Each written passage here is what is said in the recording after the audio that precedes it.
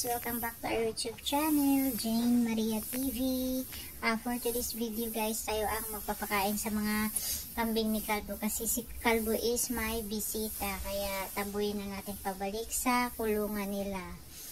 Sa ngayon guys, ang ipapakain pala namin ay feeds. Ayan, dry feeds tayo guys. Ano siya? Hindi kasi ito sila sanay na basa. Yung tulad sa atin na binabad natin sa tubig. Dito kasi is dry lang talaga. Pero may tubig naman doon sila. May inuman yan. Pag inauhaw, syempre iinom sila. Ayan. Ito yung mga kambing na guys na yung 3 buwan nang nahiwalay sa kanilang mga anak. Hindi pa buntis eh. Ayan sila. Ang bilis kaya nito yung kumain ng feeds. Ayan. Pag kami kasi magpapakain ng kambing ni Kalbo, is dinadagdagan namin. Kasi si Kalbo is may sukat-sukat lang yan. Binabudget niya yung kambing niya kasi ayaw niyang tumaba yung mga kambing niya. Kasi daw mahirapang manganak.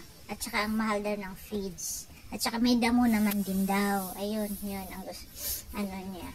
Pero kami, dinadagdagan namin yun. Kaya, minsan, sasabihin namin sa mga, swerte kayo, kami na naman ang magpapakain sa inyo. Kasi, dadamihan namin ng pagkain ng feeds. Ayan sila. Ang bilis kasi, ang bilis na talaga maubos ng feeds. So, tingnan ninyo, mamaya wala na yan.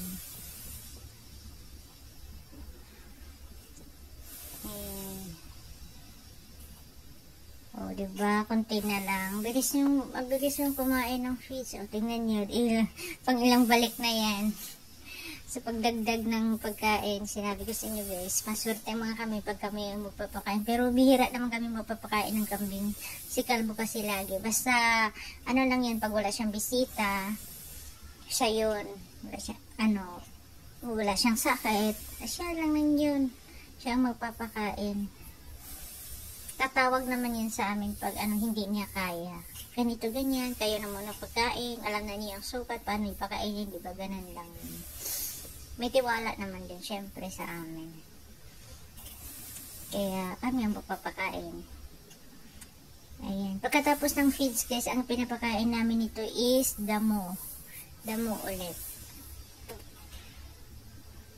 Ayan.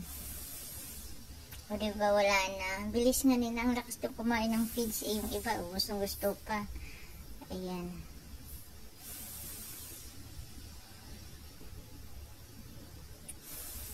Actually, ang mga kambing ni Kalbo is, ang mga inahin niya is 32. 32 ang inahin niya. Tapos, 2 lalaki lang. Ito naman sila is to siya guys, yung mga anak nila daw. Mga anak nila na, hindi, 3 buwan pang nahiwalay. O, yan, sila. Tsaka mahina pa silang, hindi pa masyadong sa pagkain to eh. Yan, feeds din yun sila, katulad din sa mga sa mga mama nila, na feeds din, bago ang damo. Pero yung pagpakain namin ng feeds, lang yun guys, umaga at saka 4:00. Then, pagka 8:00 ng gabi is damo na lang. Ayan sila. Ito naman yung mas bata doon sa kabila. Mas bata yata yun is 2 linggo ito siya. Ayan. Ayan. Pero, mamaya, na to sila, mauubos din to yung pagkain nila. Pabalik-balik lang ba? Hindi tulad yung mga malalaki na talagang parang isang kidlat lang. Ubos na agad. Ito kasi pa sa pagkain. Hindi pa masyadong malakas kumain ng feeds. Pero mauubos naman din pagdating ng 8:00 pagbalik namin at pagbalik ni Kalbo, wala na naman yung mga feeds na to. Damo nang kakainin nila.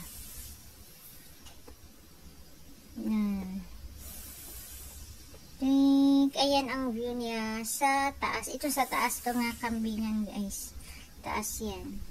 Yung sa baba kasi is puro yun para yun sa mga buntis, sa may mga anak na, yan. O diba, damo ang kasunod. Feeds, tapos pagkatapos ng feeds, damo ulit. Basta 8:00 at 4:00 ng hapon. alas 8 ng umaga, and then alas 4 ng hapon may feeds una bago damo. Tapos pag alas 8 ng gabi is damo na lang. Malakas din silang kumain ng damo kasi sanay na sanay talaga sila na kumain ng damong tuyo, kasi iyan talagang pagkain nila. Bihira lang rin makakain ng fresh kung may time lang talaga kaming mangunguha. Sobrang busy kasi namin, marami kaming ginagawa, kaya pag may mga free time lang kaming makakuha din ng damo. Kung may free time naman kami, kung uulan, di wala din, kasi bawal din yun. Ayaw ni Calvo ng gano'n. Kahit sabihin mo pang papatuyuin mo, ayaw niya yun. Kaya, ayun. Damong tuyo munang pakain namin.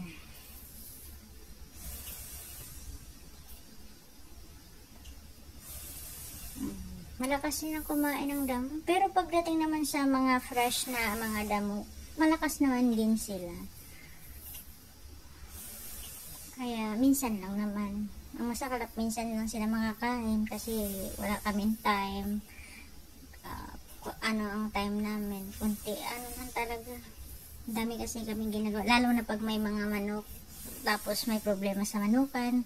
Kaya, hindi talaga kami makakuha ng mga damo. Pero actually, ang daming napier dun sa baba. Wala lang talaga kaming time sa pagkuha.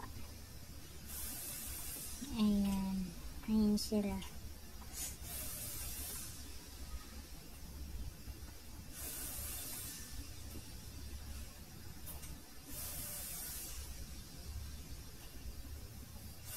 Pagkatapos nitong kumain nila, yun, kasi akyatan na naman sila doon sa taas, maglakad-lakad. Kasi may pagkain naman din sila doon sa taas, yun sa mga tray-tray.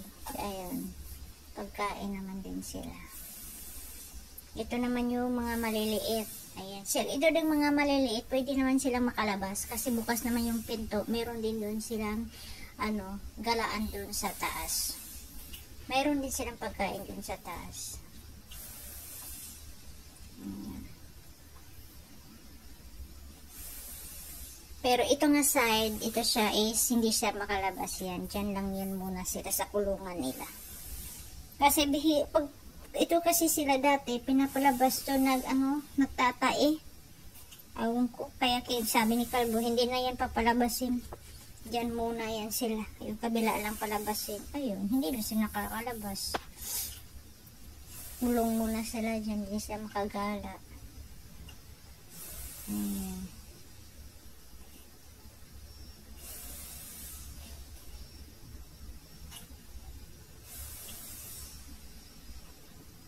Puro na to babae lahat. Wala nang lalaki. Kasi ang mga lalaki nito mga mga kambing na to is binibenta na ni Calvo. 10 yata yun ang binibenta niya. 10 piraso.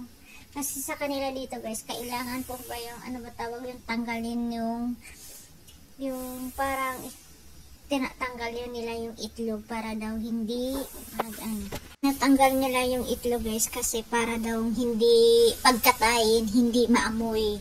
Yun daw, yun ang purpose sa pagkuha ng itlog. Ito naman na side guys, ito yung mga dito nilalagay yung mga buntis at saka nanganganak na. Ayan, ganun din sila, feeds, tapos damo. Ayan sila. Ito yan, mga mga buntis, pati itong puti buntis to. Malapit na din itong mga nganak. Ayan sila. Basta din yung mga hilera na yun is yan. Ito nga mga hilera ito is to, para sa mga buntis, sa mga may anak na, panganak lang, yun na sila. Yan, mga buntis ito, dito mga area na ito. Ayan.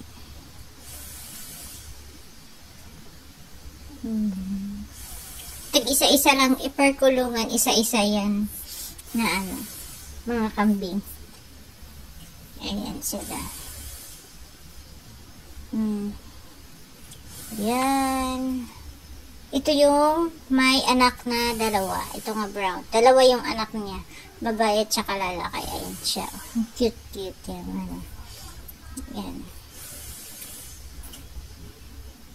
Yan.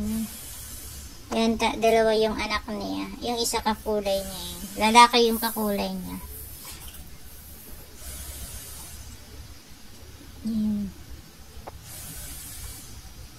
Tsaka ito naman na side is, may anak din to eh. May anak din. Basta ganyan, mga side, mga buntis, tapos may anak-anak na.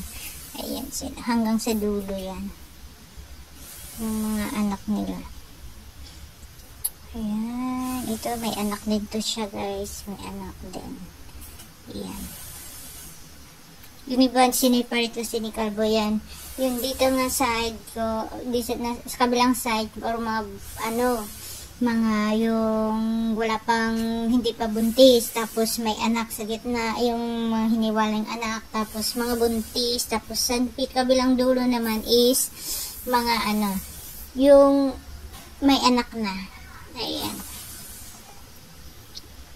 Ayan, malaki na dito. Ito na yung malaki na yung anak nila. 2 buwan na tong anak nila eh. 2 din tong anak. 2 buwan na ito. Ayan sila. Kumakain na eh. Kain na yung nagsimula ng kumain ng damo yung mga anak niya.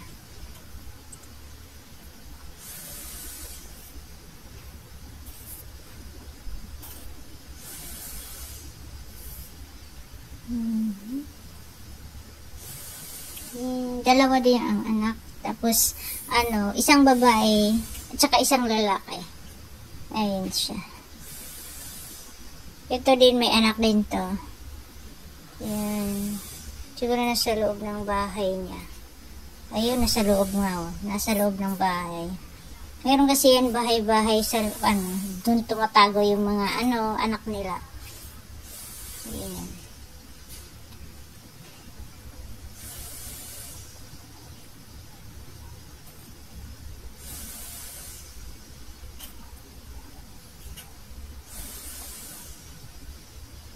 Ito namang sa kabila is may anak. Isa lang tong anak niya eh. Isa. Ito isa lang anak niya. Lalaki to ang anak eh.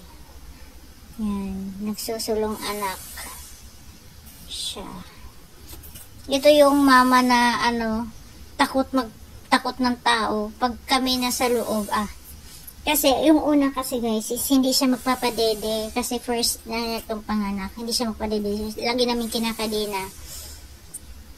Kasi takot din, sa tao eh. Ay, wala siyang magawa kundi kinakadina namin para makadede yung anak niya. Yan siya.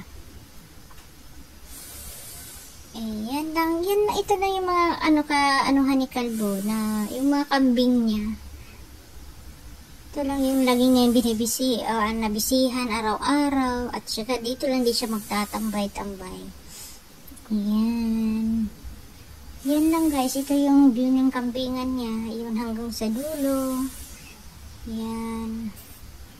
Ito yung sa mga buntis, sa mga may anak na, kakapanganak lang.